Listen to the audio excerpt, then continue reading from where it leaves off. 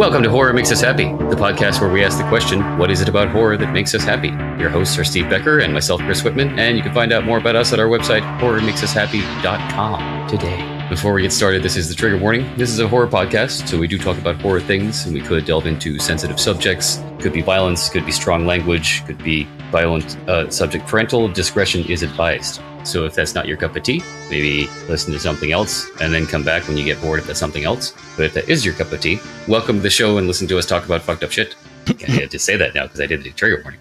Yes. Also, we do want to thank our Patreon supporters. Steve and I both live paycheck to paycheck, so we definitely know and appreciate how meaningful it can be, even offer a dollar here or there. So thank you, Patreon supporters. But you don't even need to donate $1. Patreon actually has a free tier. So if you just want to sign up and support us, you can do that. Yep. Or do all the other things like liking, sharing, subscribing, and all the like. All the fun stuff. Yeah. So what do we got going on? Same stuff as usual. Same thing as every day, Pinky. Trying to take over the world again? Yes. We're going to succeed this time. I know it. Yes. Still doing, 3 or 4 events weekly on Discord. There's a link to our Discord server on our webpage. Also a link to the Linktree page that has all of our socials and all kinds of other stuff on there. So go check that out. But today we are talking to Mr. Christopher Golden, author with over 100 novels under his belt, multiple series, Hidden Cities, The Veil, Shadow Saga, Hellboy, Buffy, Vampirella, The Crow, all kinds of stuff. Welcome. Thank you. Thanks for having me. And I kudos to Chris for his very NPR smooth.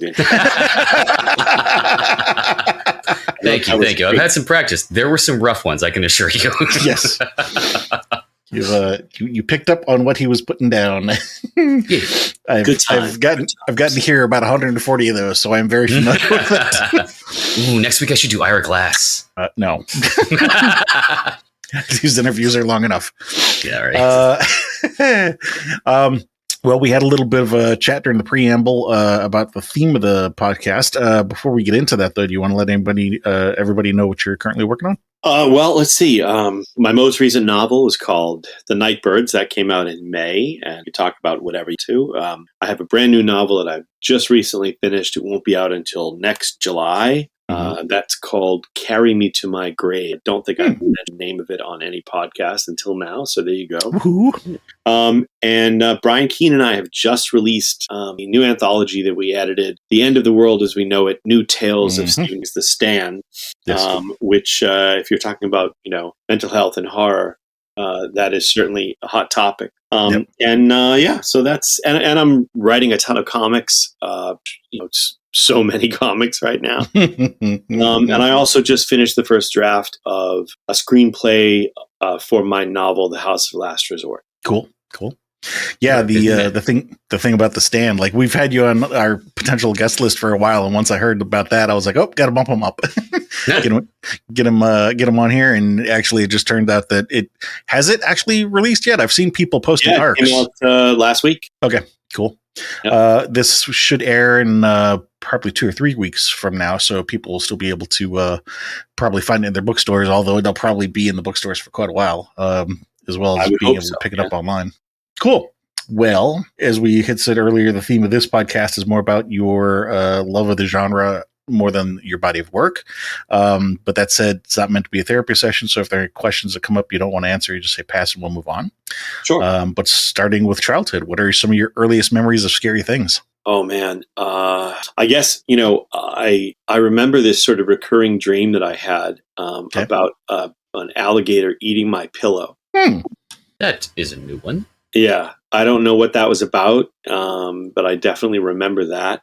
But as far as sort of like things I'd seen on TV or read or what have you, like I think when I was about 7 years old, and I was talking about this recently, I was about 7 years old and I saw the original Frankenstein. Okay. And even though most of us, I'm 58. So when I saw that movie, the scene, and I'm assuming everybody has seen the movie, but if you haven't seen the movie, there's a scene where Frankenstein's monster and a small girl are sitting by a pond or a lake, and he doesn't have the power of speech at that time, and she's playing She Loves Me, He Loves Me, He Loves Me Not with flower petals, and he's very entertained by this and enthused by it, and when she runs out of petals, he's distressed because he wants to throw something else into the water. And so he picks her up and he throws her in the water.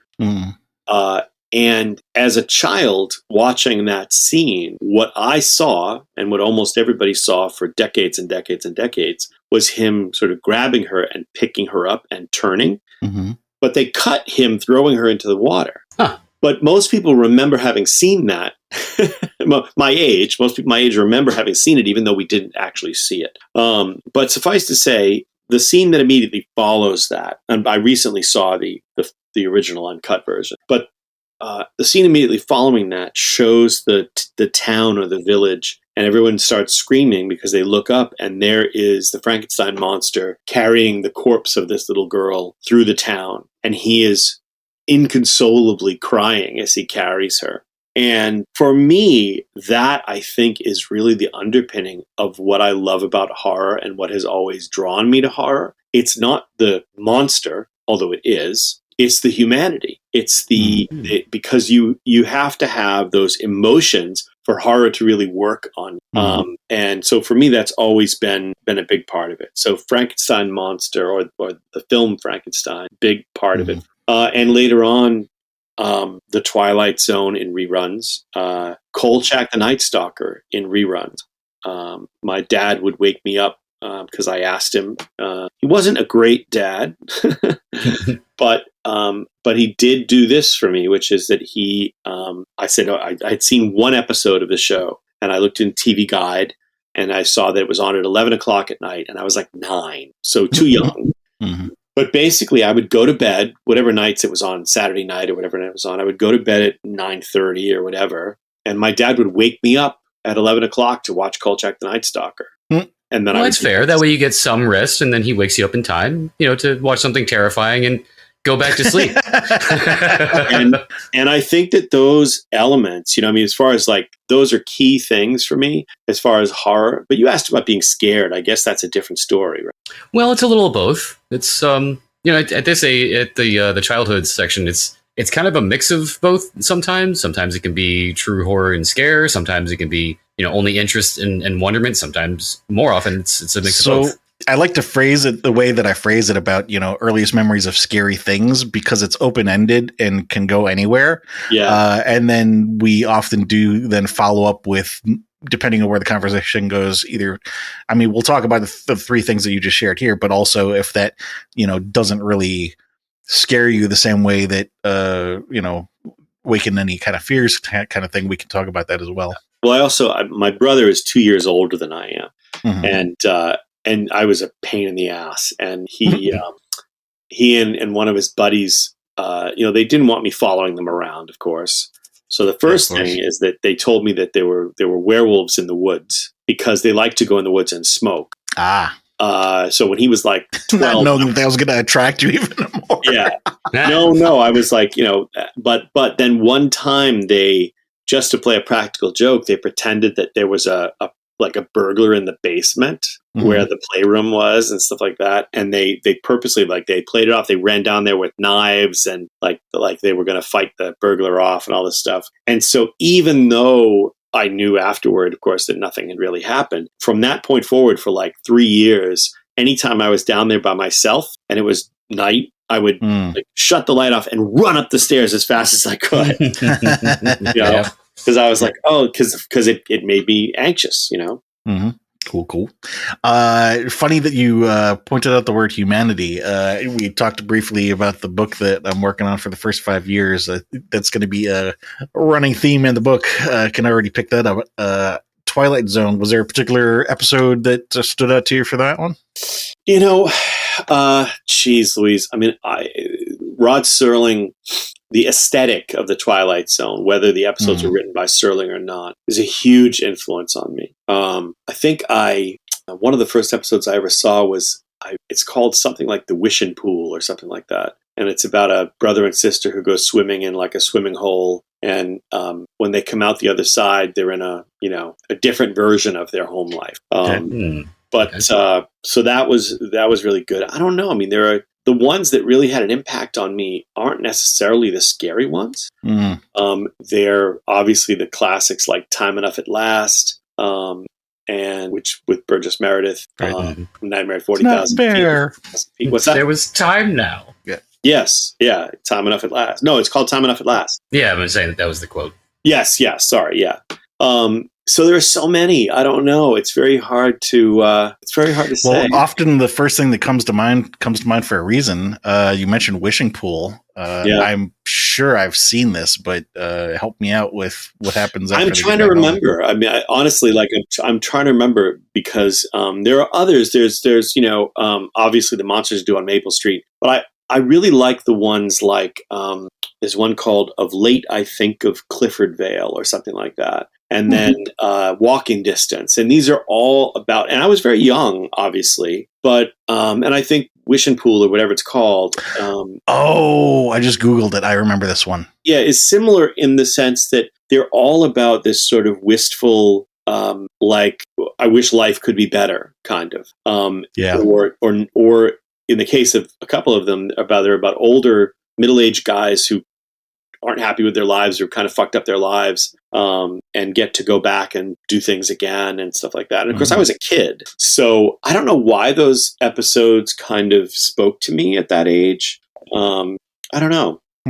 What was there a particular memory about Kolchak that stood out to you? Oh dude, so many.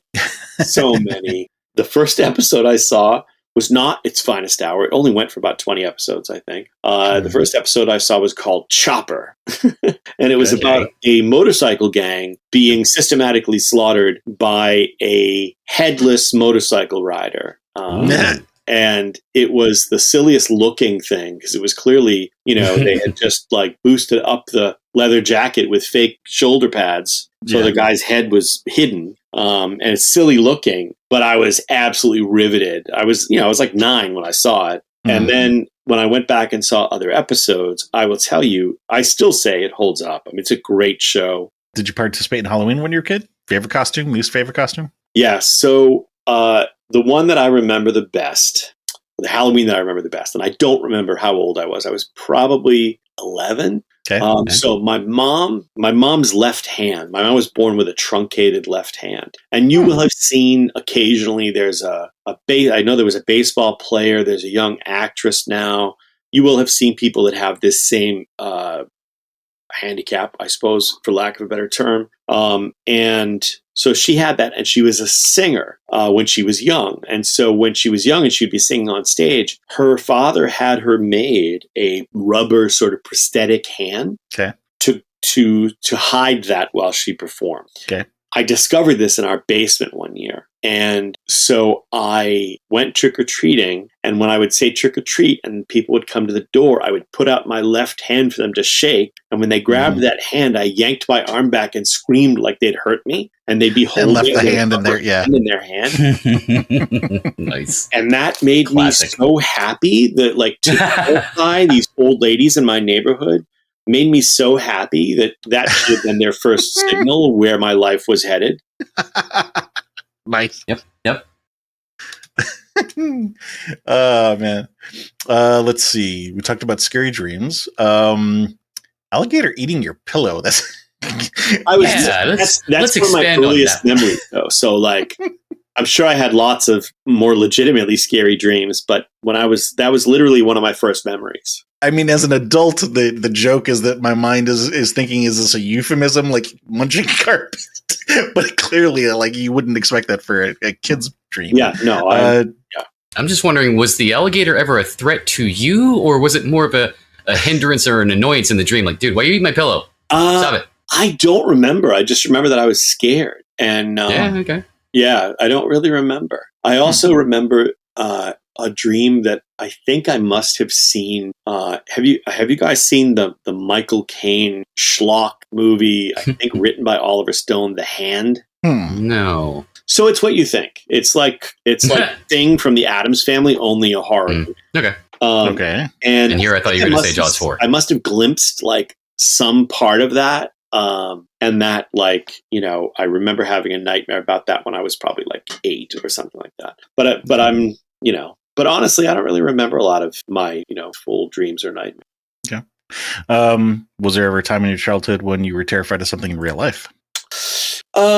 Terrified is a strong word, you know. And again, I have no problem talking about this. But I was like my parents never hit me. I was lucky in that regard, but my parents did not exactly provide the most level or steady household. My dad was not really around much. He was a lawyer and a politician for a little while, at least. And so as I got a little bit older, he wasn't really around that much. And they got divorced when I was 11.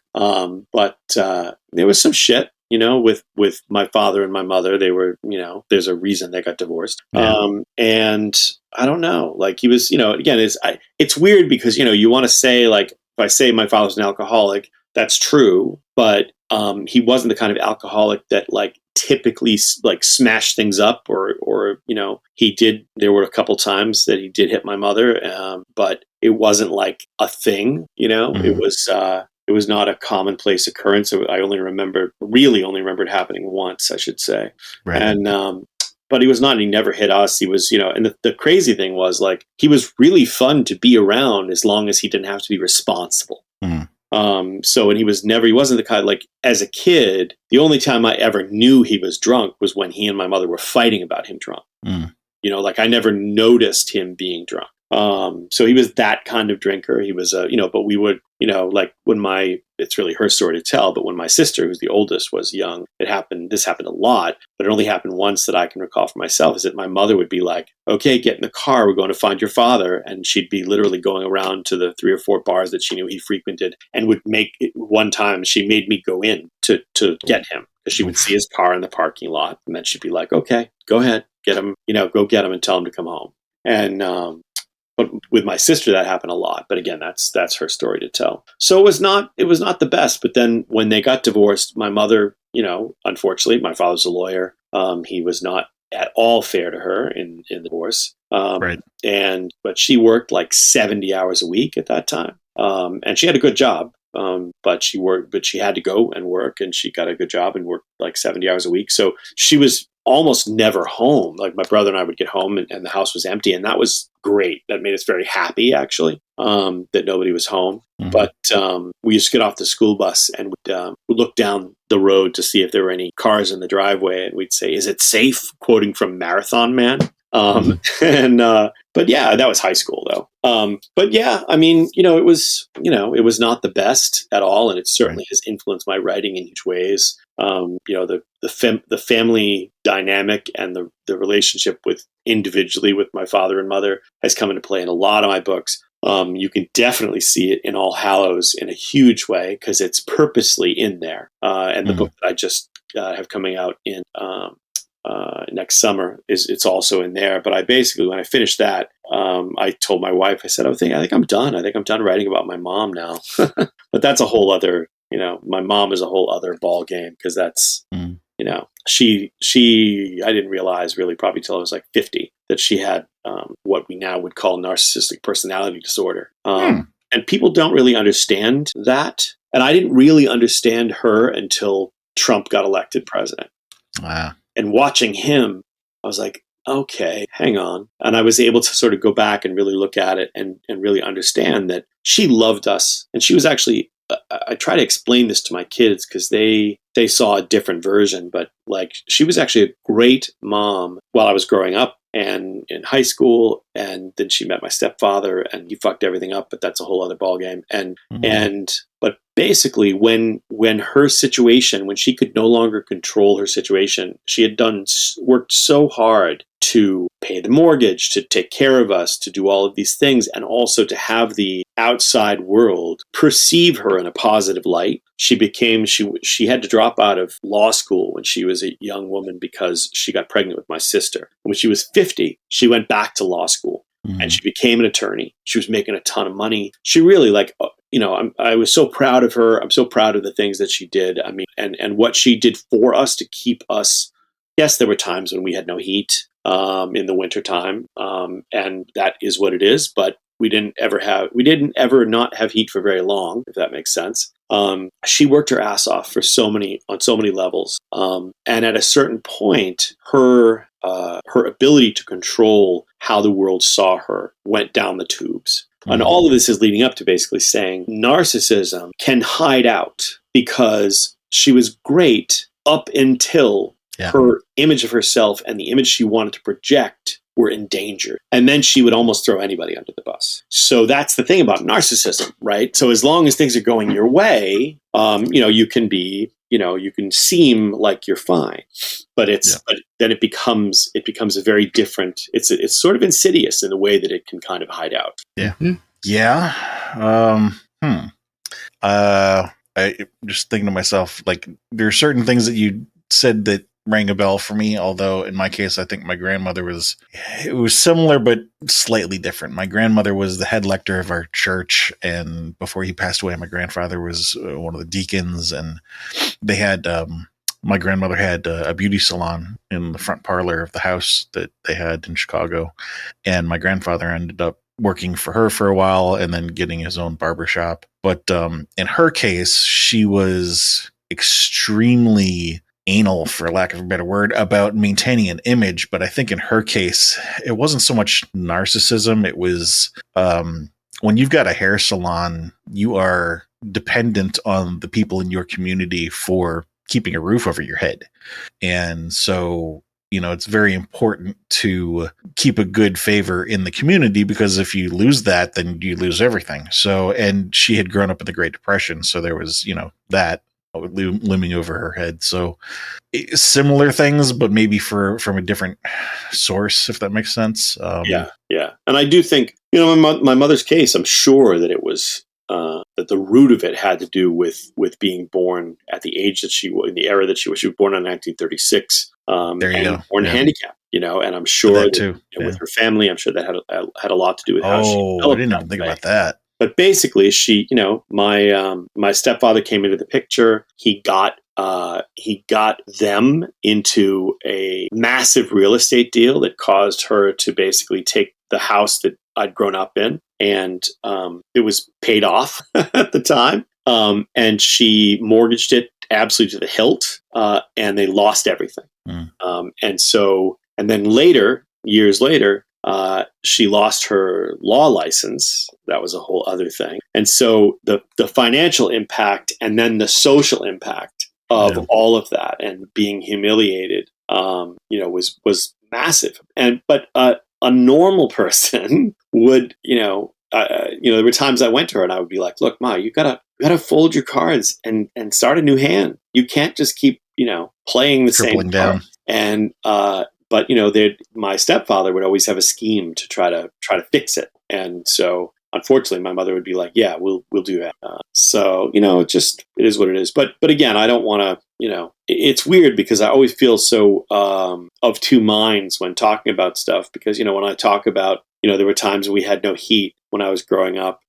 That's true. But, we grew up in a before it got taken away, we grew up in a split level house in a nice suburban neighborhood in Massachusetts. And, so how, you know what I mean? So it's a weird thing, Yeah, no, I completely understand. I mean, like when you're talking about the, drama between the parents, I had similar stuff. And, it's, when you want to say that somebody in the family is an alcoholic, there's that scale of 1 to 10, maybe they weren't a 10, but they're still on the scale, it's there's still stuff. So you have to sort of say, yes, he was an alcoholic, but right. And like also the thing about not having the heat, like in my case, living with my grandmother in Chicago, there were times where it was fucking cold as shit and she wouldn't heat the house, not because, well, maybe she could have afforded it, but again, having grown up in the Depression, her parents had lost the house. And so she was like,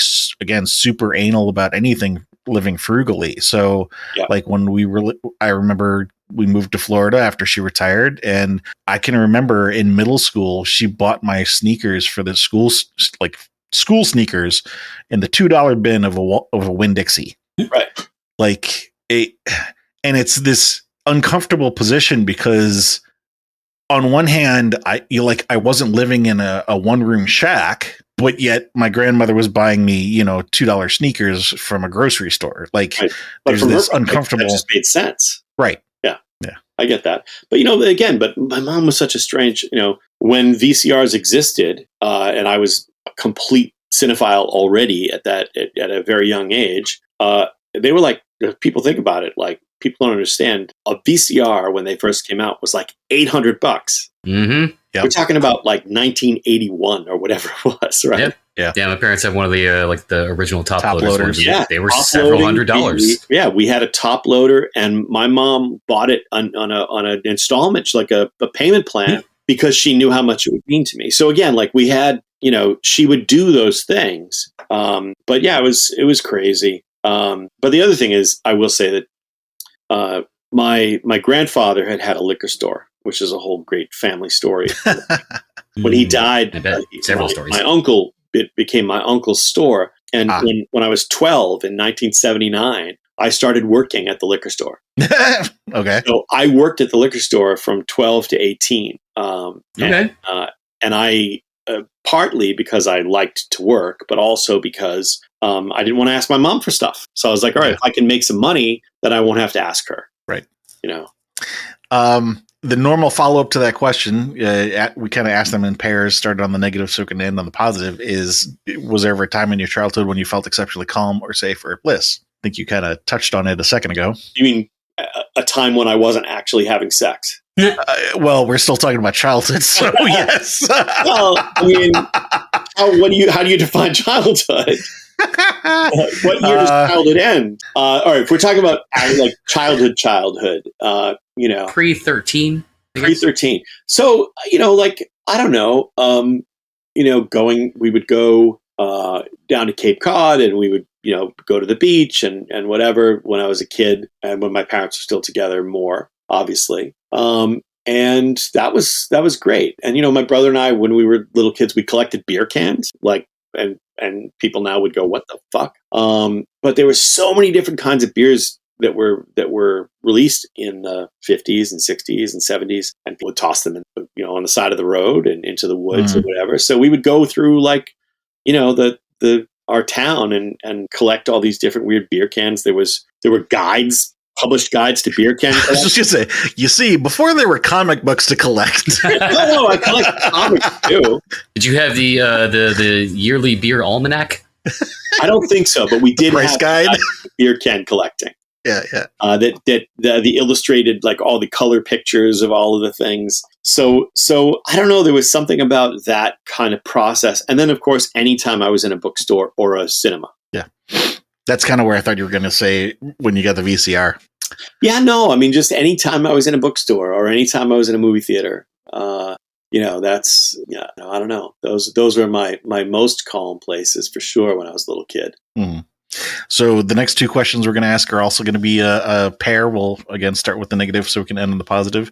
Do you remember the first person you hurt? Oof. I mean, the first one I can remember hurting, obviously, because I'm sure that there were people before that. I don't know. That's a really hard one. I mean, I'm sure that the one that immediately comes to mind was my high school girlfriend, but that's like,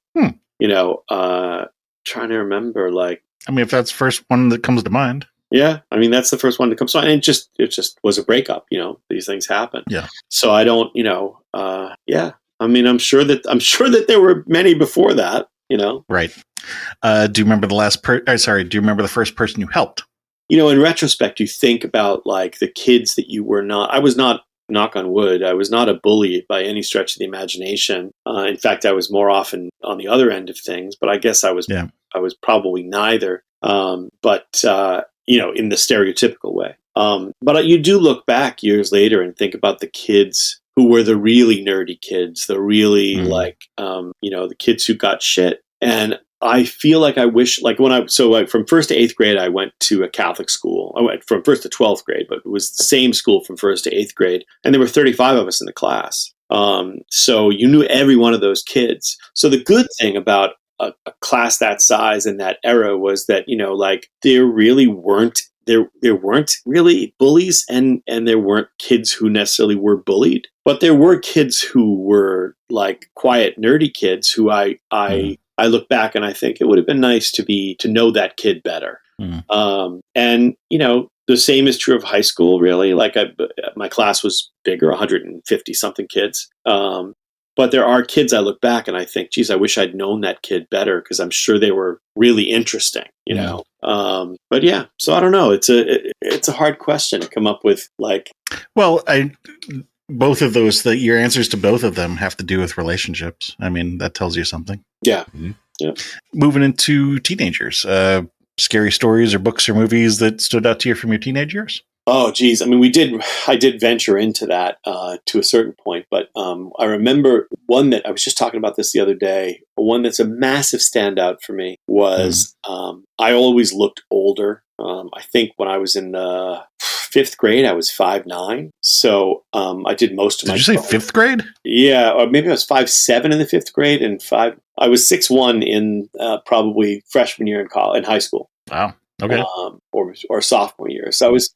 In any case, by the time I was 11, somehow I was able to either persuade people to buy us tickets to R-rated movies, or when I was 14, I was definitely buying tickets to R-rated movies when I was like 13. Mm-hmm. But I remember when I was 11, at a Catholic school, of course, we had days off that the other kids didn't have. And I remember going with my buddy Dennis to see John Carpenter's The Fog in the movie theater. And convincing some guy to buy us tickets to the movie. And maybe I was 12. I don't remember how old I was now.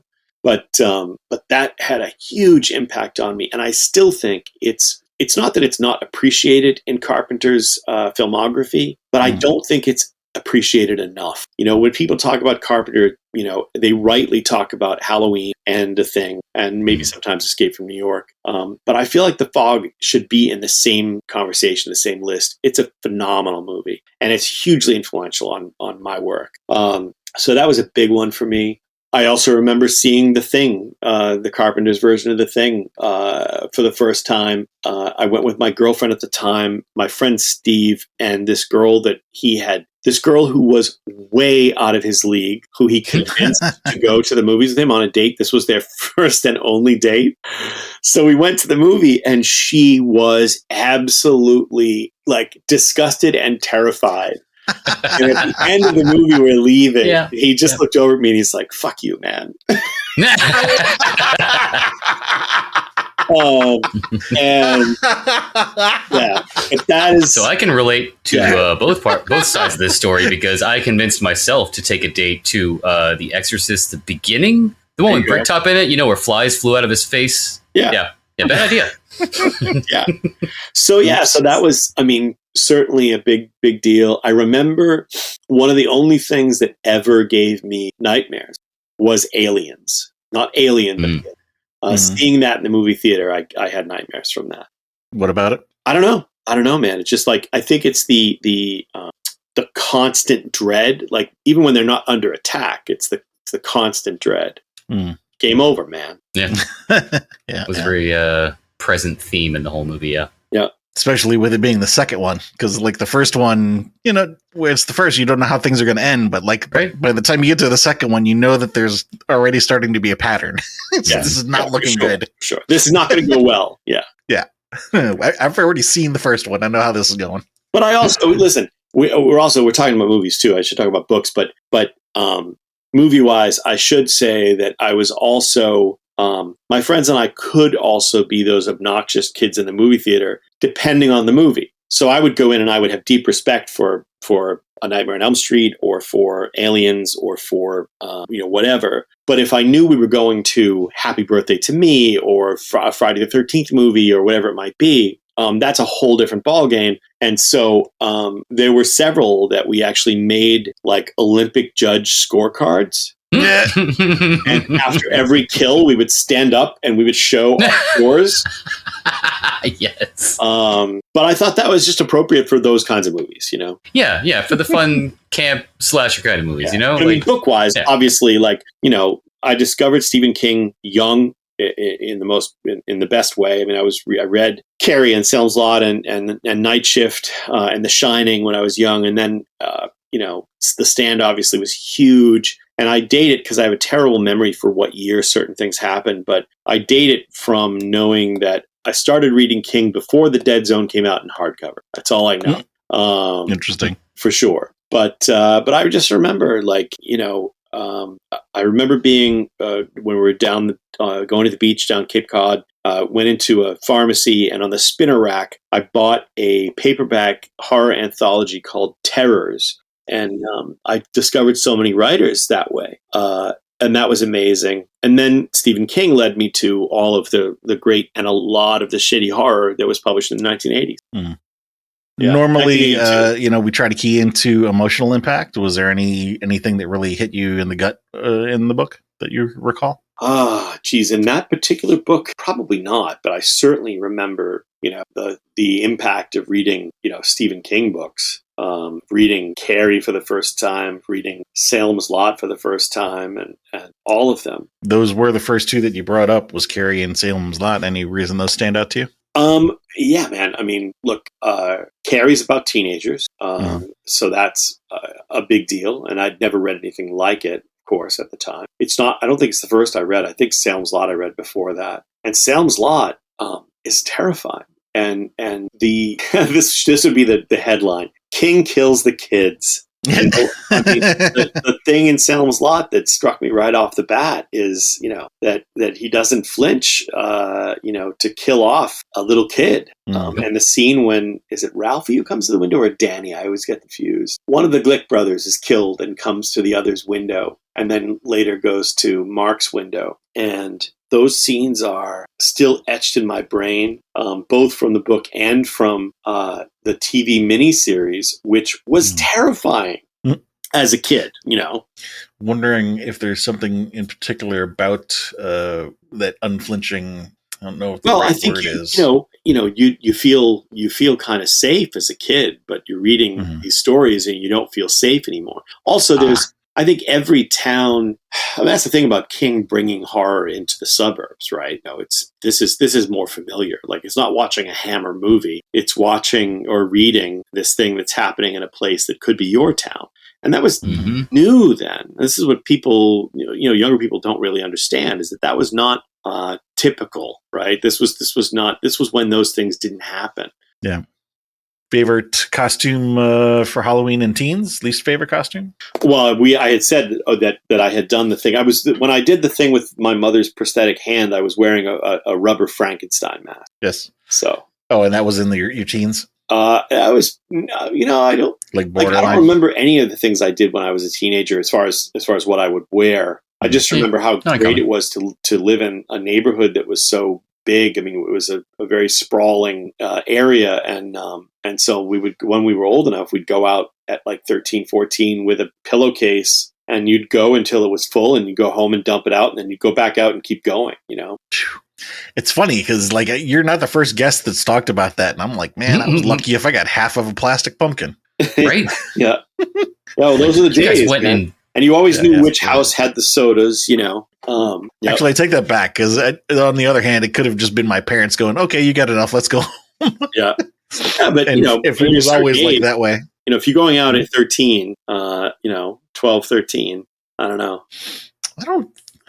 And then when I was, by the time I was like 14, I wasn't going out. I was, go over to a friend's for a little while, eat a bunch of candy, go home and watch HBO and watch Halloween and Magic with Anthony Hopkins. Now that you mention it, that might have been part of it too, because like I say, I moved around a lot. And so one of the downsides of moving around a lot is you don't really have a lot of friends because you don't know anybody. You don't have that, family or history or friend history. And now that I think about it, I think the last time I went trick-or-treating would have been in Chicago in maybe 5th grade. Yeah. Maybe not even 5th, might have been 2nd. So now that I think, no, because I did go in Wisconsin, so that would have been 3rd or 4th grade. So maybe it's just that I missed out on a lot of that stuff without even really thinking about it. Yeah, anyway. I don't know. I mean, I feel like it's not too late. It's never too late. Now. Yeah. It's never too late for candy. Sorry. Any scary dreams or reoccurring nightmares as a teen? Not that I remember. Okay. Anything terrify you in real life as a teen? God, I mean, I'm sure. I mean, it's funny. I know that these are boring answers, but I just don't have. No. Let's put it this way: if something doesn't pop to mind, that's probably a good thing.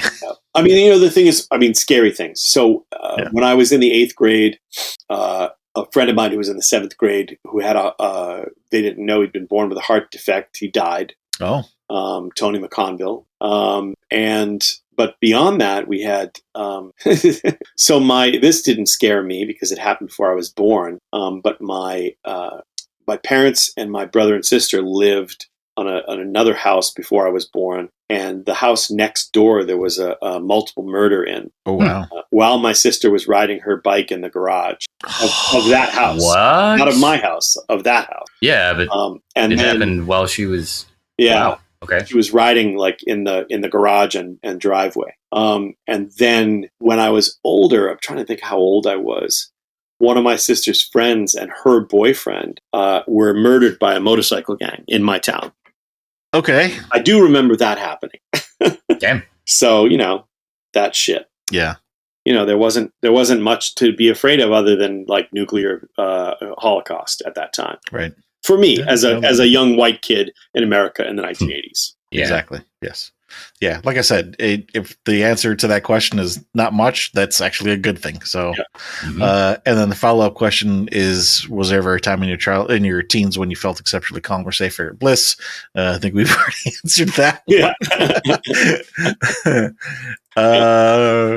Rolling into adult years then, and this, of course, being a larger portion of your life here. Any particular media stand out to you from your adult years that, strikes a chord with you? Movie-wise, I still remember 2 things that made me not leave the coffee table, and I'll explain that.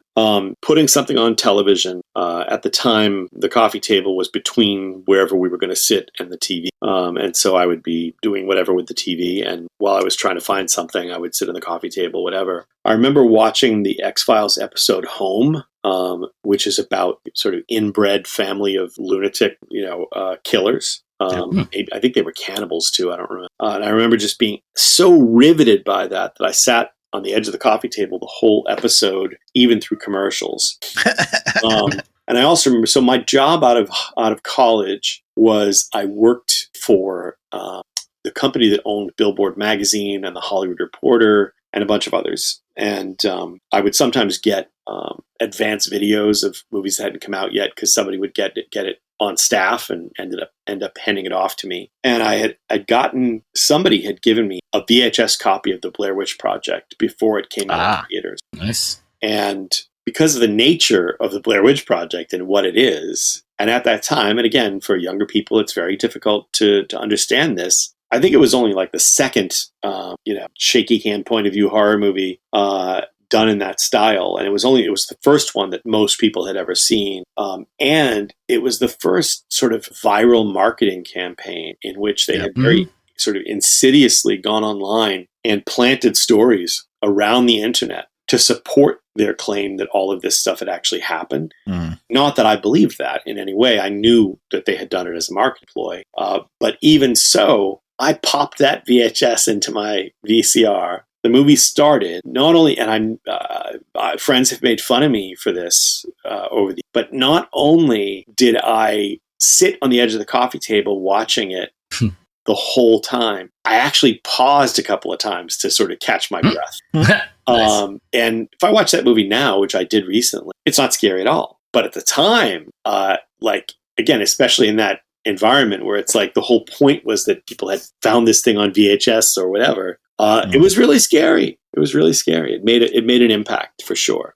Was there something in particular about it that scared you? Again, I feel like it was the realism of it. Not that weirdly, and we haven't talked about this. I'm an atheist, Okay. and so I don't believe in anything supernatural. But I want to. And so I love anything that can make me suspend disbelief long enough to really get under my skin.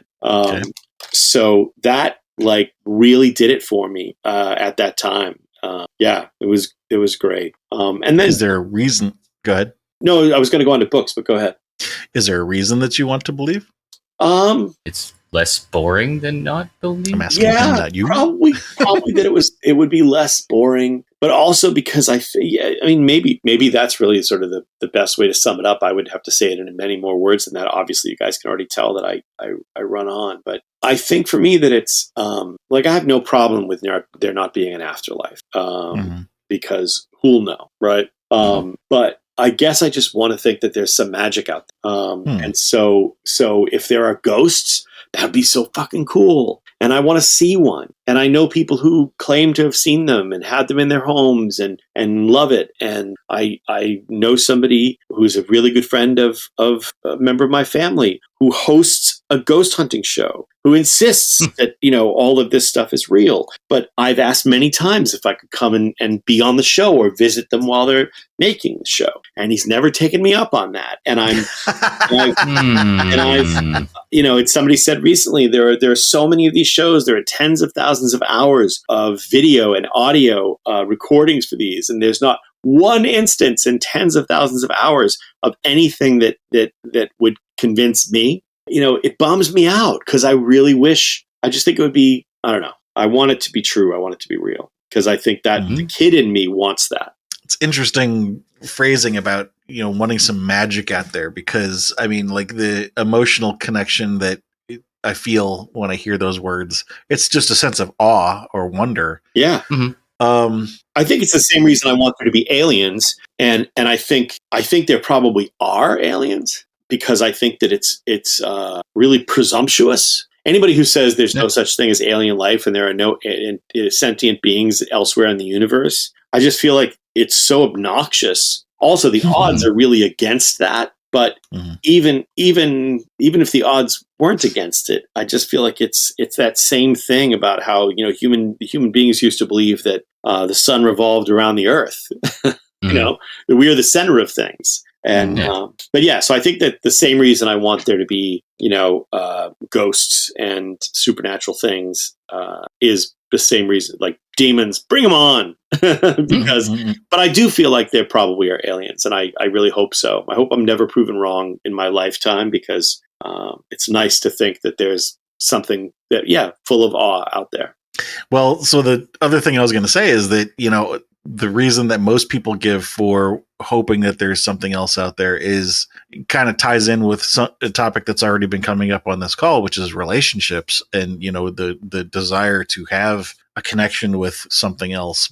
And then it's funny because like one of the last things you said was bring on the demons. And that's one of the things where it's like, okay, maybe you don't want a relationship with that. So it's still a connection, just, it's a different type of connection. Yeah. Right. Look, if there is an afterlife, if I'm proven wrong and there's an afterlife, of course, I would want to spend that afterlife with the people I love, of course. But if there is no afterlife, I will never know it. Yeah. And while those people are on Earth and still alive, they will miss me whether there's an afterlife or not because they won't know it. Right. So, in the end, it doesn't make a difference.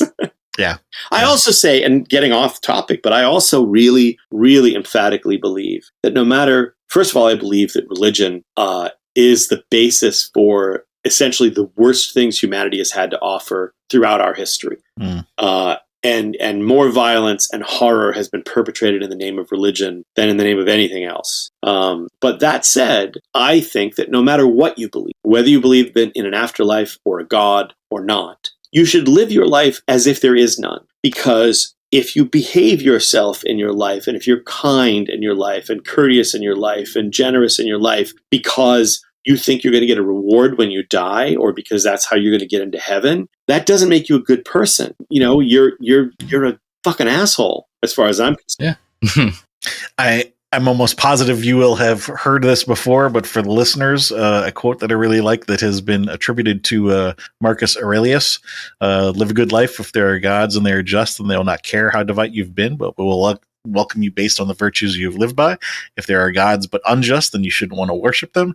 And if there are no gods, then you'll be gone, but will have lived a noble life that will live on in the memories of your loved ones. Absolutely. 1,000%. Perfect. No notes. Marcus Aurelius and I are bros. That's perfect. Yes. Right. And yes, I did look that up. That was not from memory.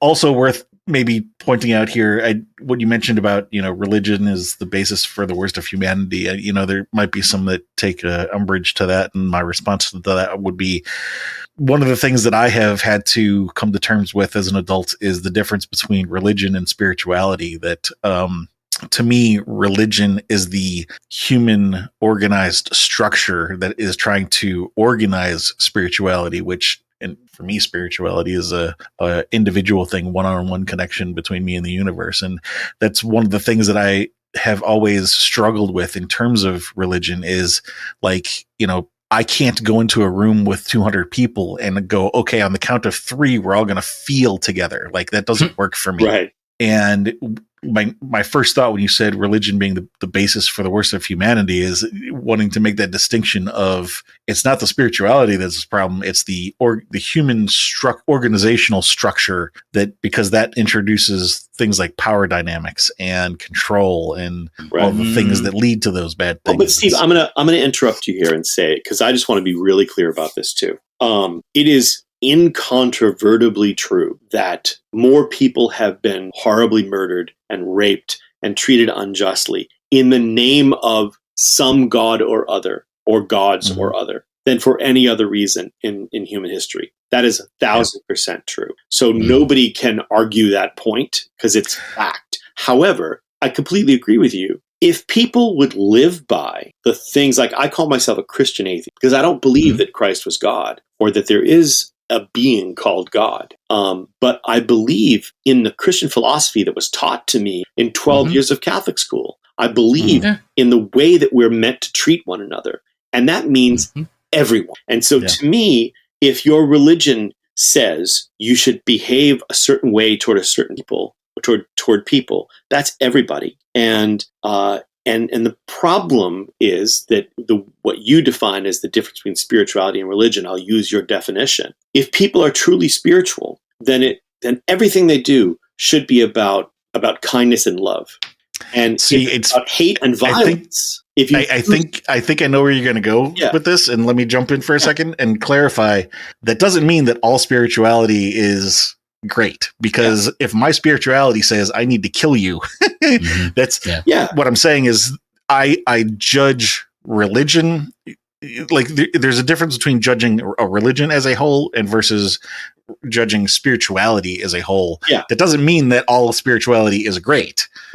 I'm just saying that I judge the two of them with different levels of trust, if that makes sense. And again, I listen, I judge people based on what they do, not what they say. Right. So, if you go to whatever church or temple or whatever house of worship that you believe in, and you pray for other people, and you're kind and you take care of your fellow human beings, then fantastic. I respect your faith 1,000%. But if you use your supposed faith as a way to treat others abominably, then you're a piece of shit. So this is very simple, So I'm not saying, don't be a dick. Yeah, exactly. Don't be a dick.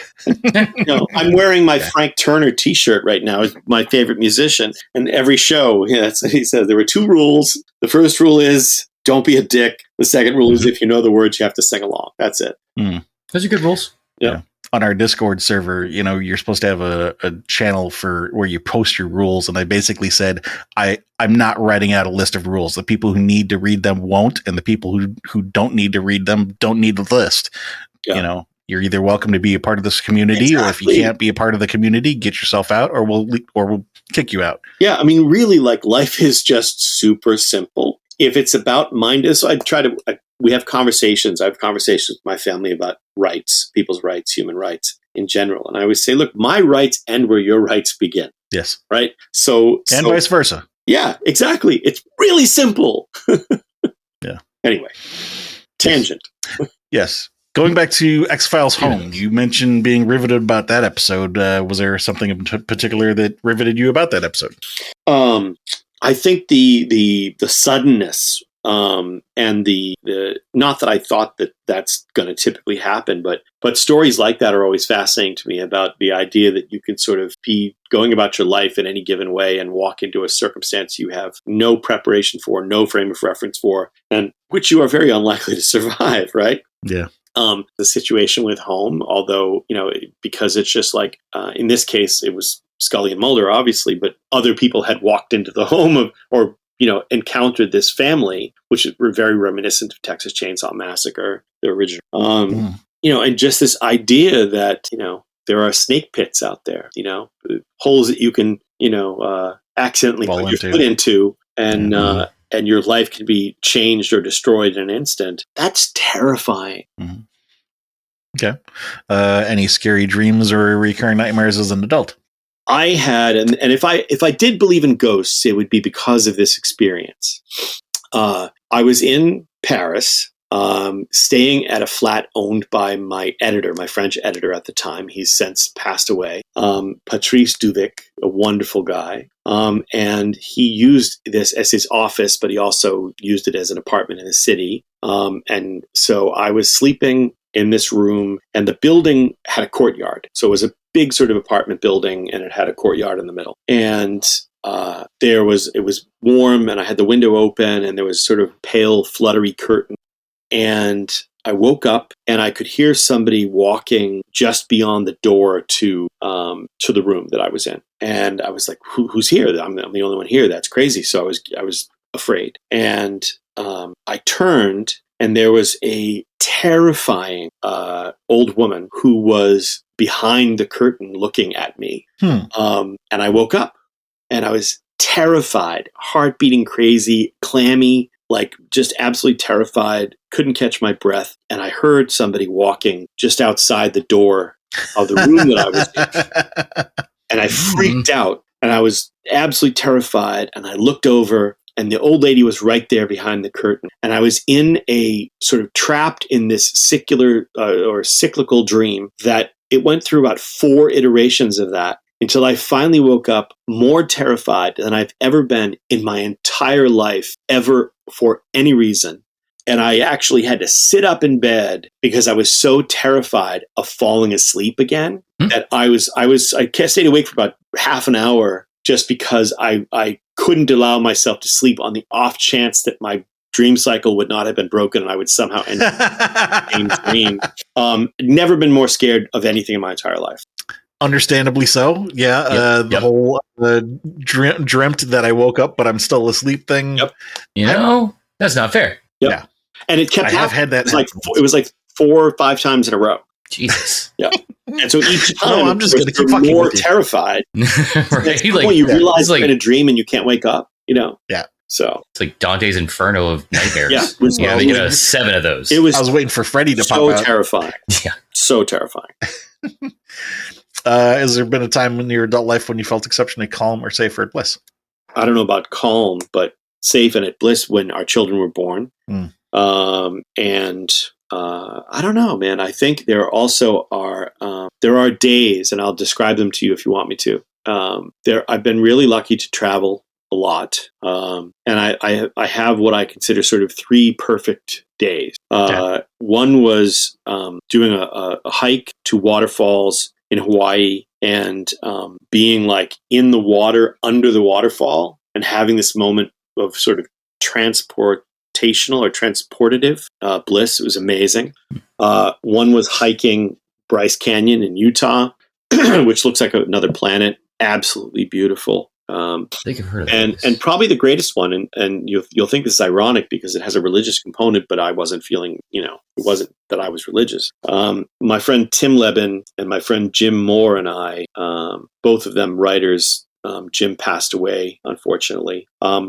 We walked up to Whispering Gallery in the dome of St. Paul's Cathedral in London and outside the cathedral. And it's exhausting. And when we came down and went into the middle of the cathedral, there were wooden chairs set up, folding chairs set up, and we sat down because we wanted to sort of catch our breath. And just as we sat down, and it was kind of deserted that day, it wasn't very busy. Just as we sat down, this children's choir started to rehearse, and their voices were so beautiful. I mean, just I don't think I've ever in my life felt as at ease and calm, and it was beautiful. It was amazing. So yeah, there you go. Some very nice experiences.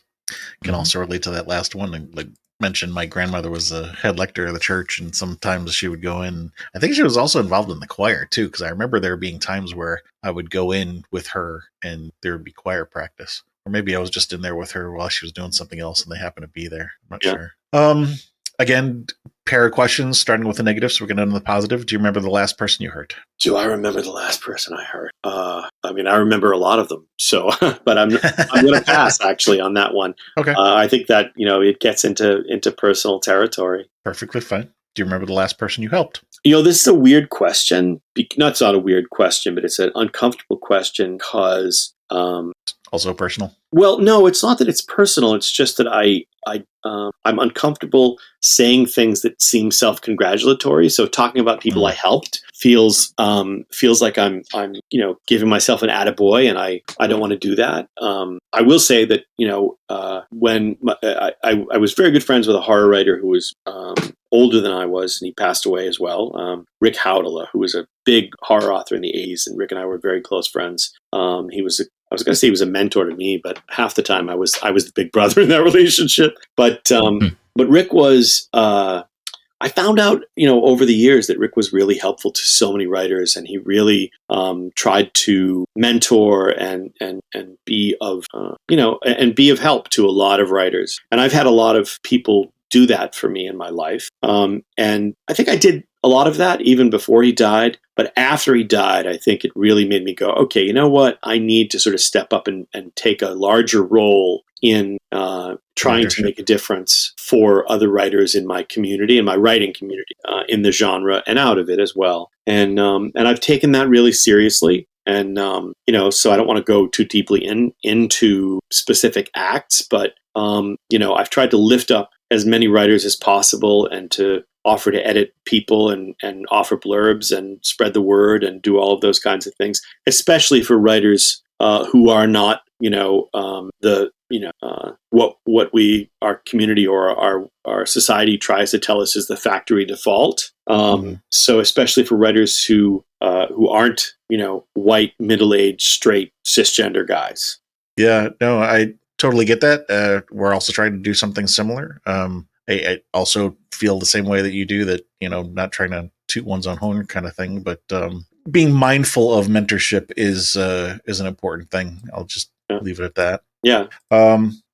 So the next two questions could be over your entire life, and not just about horror. But what movie would you say you have watched more times than any other?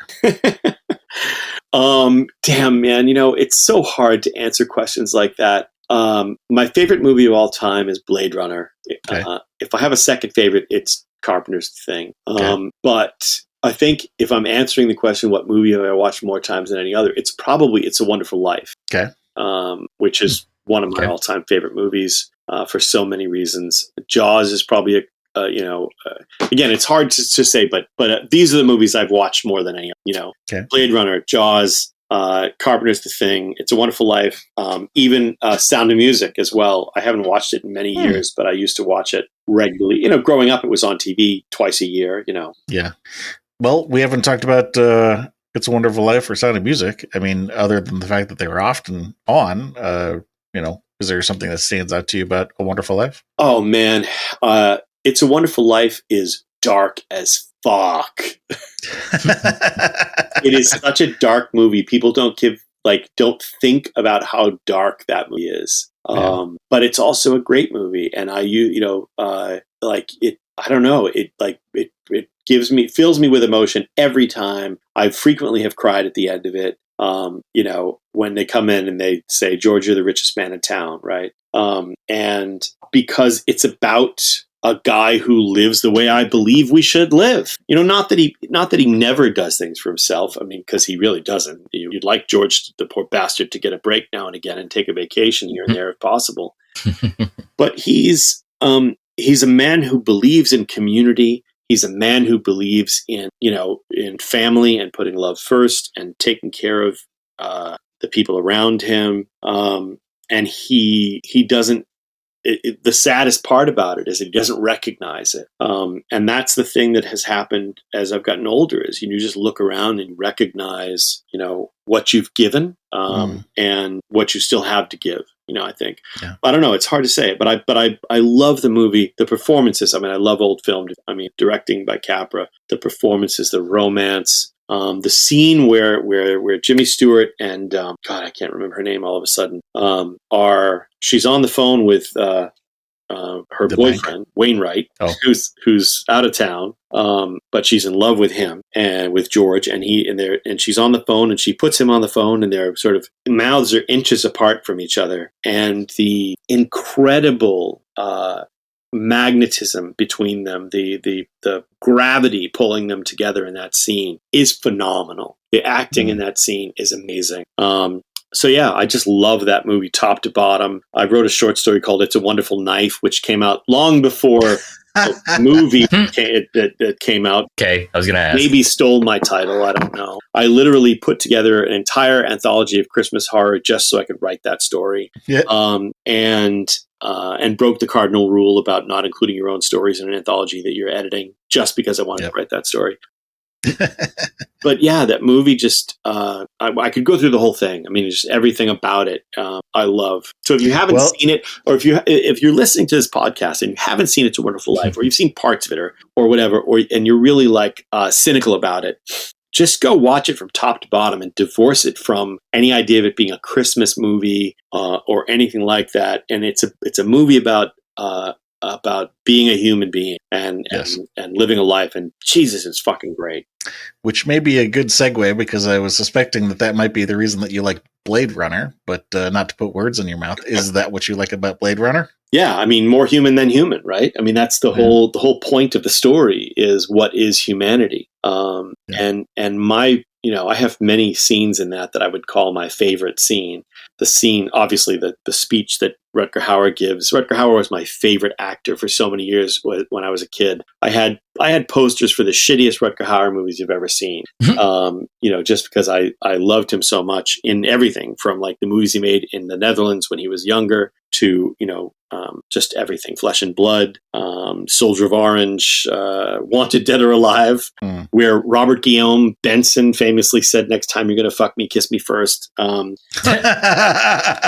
Classic line. Yeah. And so there's so many things about Blade Runner. And again, I've written 2 papers on it. I could spend so long talking about Blade Runner, but the scene where Roy Batty, played by Rutger Hauer, who is a replicant, an android, goes to see his creator to kill him, and his creator says, "You've done wonderful things, or terrible things, whatever it is." No, he says, "I've done terrible things," and his creator says, "Also wonderful thing." And Roy says, "Nothing the god of biomechanics wouldn't let me in heaven for," and then murders him.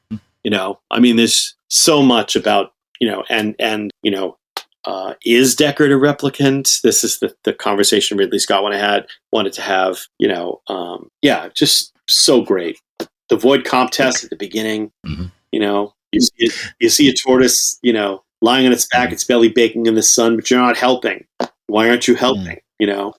And I referred to that scene in my afterword for Jack Ketchum's sort of seminal horror novel, The Girl Next Door, because I always said, if you haven't read The Girl Next Door, you must, if you can handle it.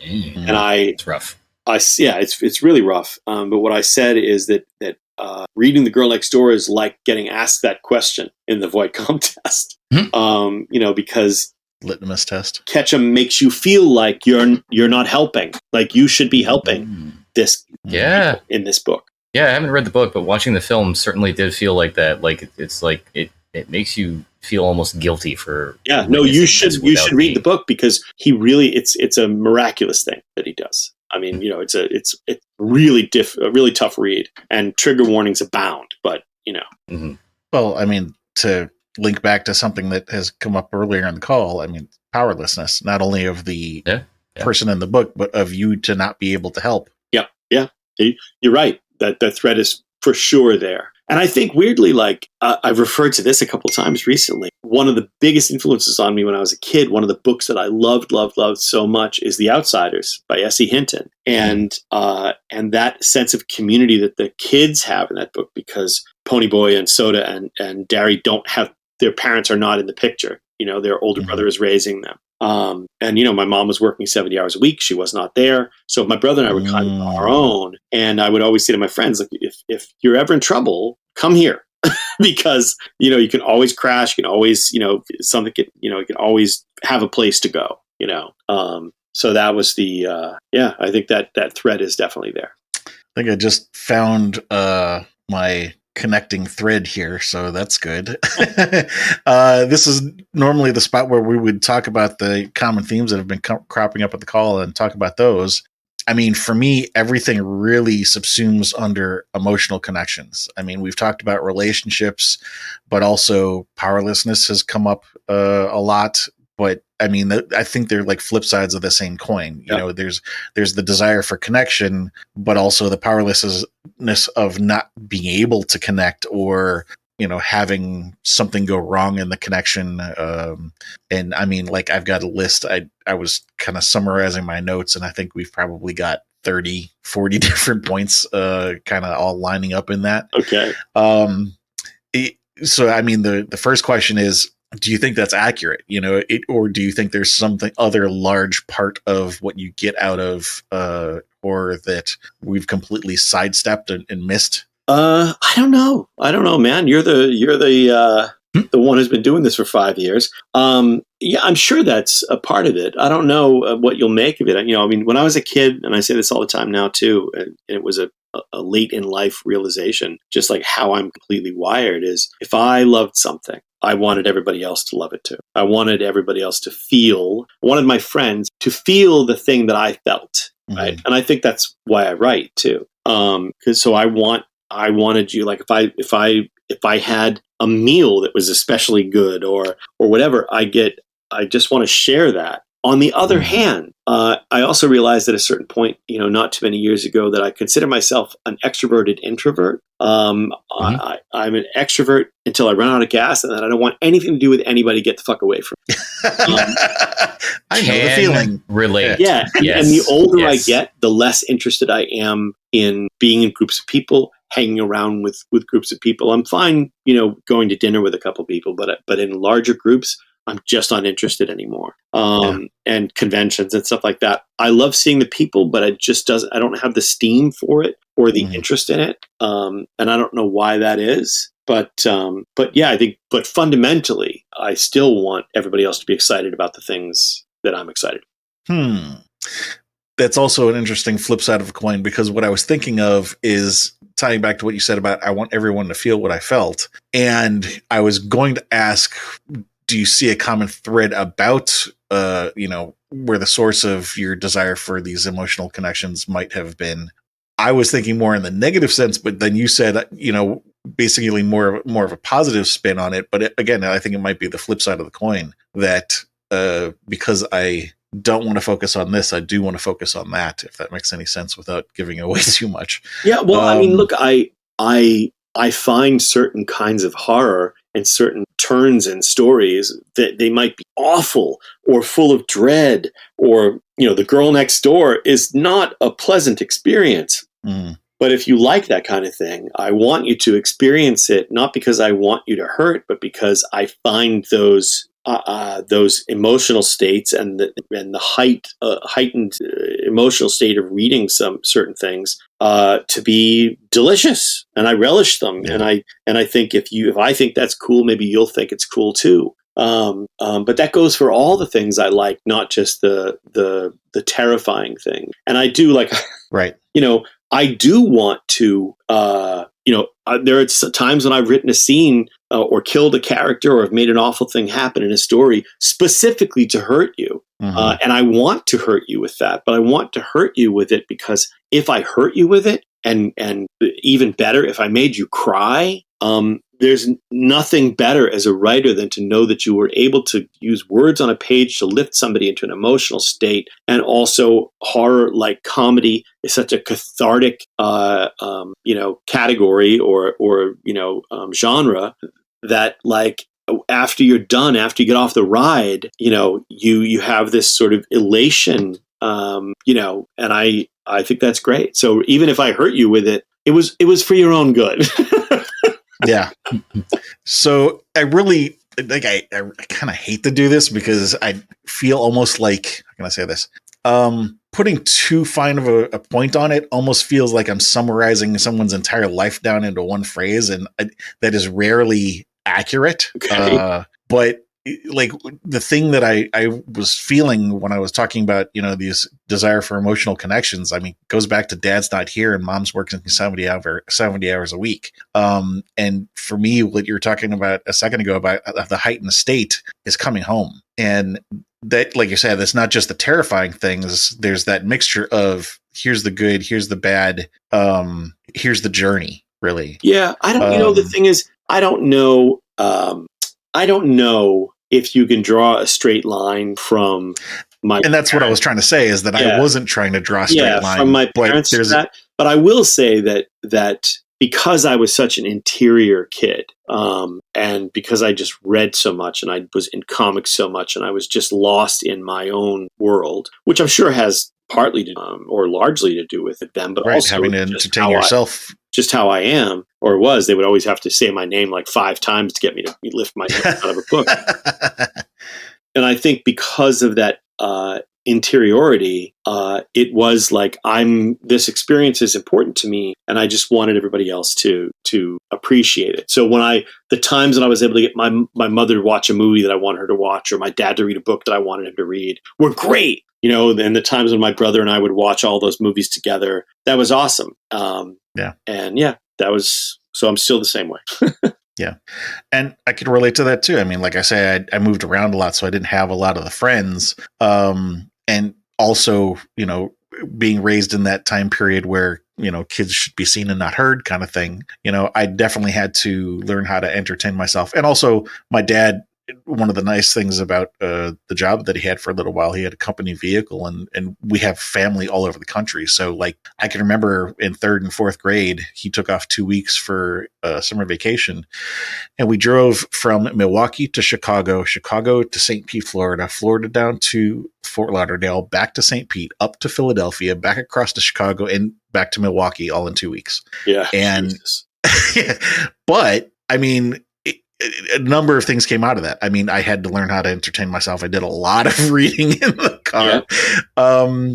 I learned to love road trips. There was one of those 2 years was the first time that my father had a tape deck in the car that could do auto reverse. So he had a 90-minute cassette tape that had ZZ Top's Eliminator on one side and Yes's 9125 on the other side. And I listened to that thing for many, many times. I got both of those albums memorized.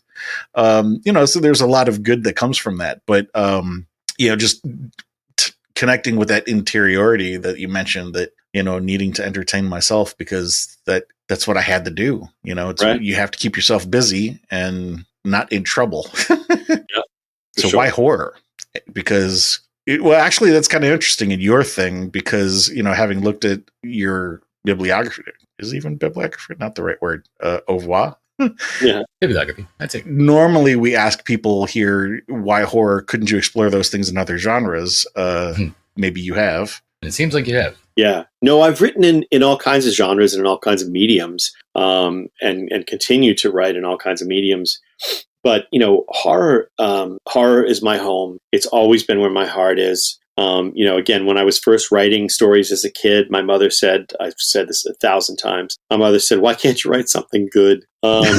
Oh, wait, but by good, and I knew that she meant this at the time, she meant nice. I couldn't write something nice. And I said, she was, again, for all her faults, she was incredibly supportive. I probably wouldn't be doing what I'm doing if she hadn't been really encouraging of my pursuing it.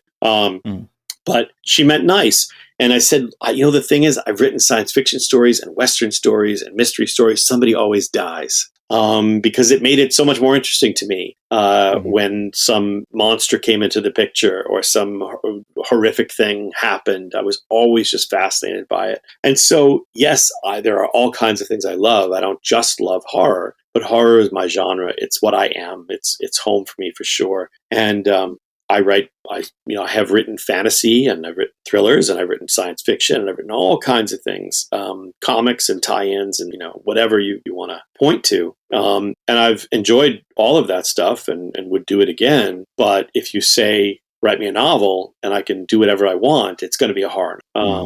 So. But horror was not hot the way it is now for a long time. So taking care of my family and paying the bills and putting food on the table meant doing all kinds of different writing. Fortunately, I was able to do a lot of writing on things that I really enjoyed, even though they weren't my necessarily first choice. Well, last question here. Did you think of anything maybe in the call that you didn't get a chance to say it? Maybe the conversation took a left turn before you had a chance to say it? Not that I can think of. Okay, cool. Well, thank you very much for your time. It was a pleasure talking to you. Yeah, thank you, guys. Before we hit the closing here. Oh, and by the way, we'll put together a bio page for you and link to whatever it is that you want us to link to. Cool. So don't have to worry about spelling stuff out. But before we hit the closing, do you want to let everybody know again what you're currently working on? I'm working on a bunch of comics for Dark Horse Comics, and my latest novel is The Nightbirds, which is out now from St. Martin's Press, and just released the anthology The End of the World as We Know It, New Tales of Stephen King's The Stand, which I co-edited with Brian. Yes, looking forward to that.